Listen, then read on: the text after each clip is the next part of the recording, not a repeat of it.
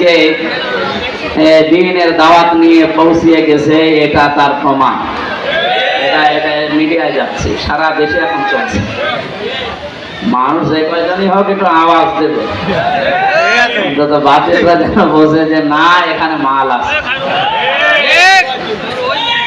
বাংলাদেশ জামাত ইসলামী শুধু রাজধানী না, শুধু বিভাগীয় শহরে না, শুধু জেলা শহর, উপজেলা শহর, থানা শহর, ইউনিয়ন না, এখন ওয়ার্ড পর্যন্ত এদের কমিটি আছে না? অথচ বাংলাদেশে এমনও দল আছে আমরা জানি, শুধু এই দেশের সভাপতি সে আর তার ছেলে সেক্রেটারি,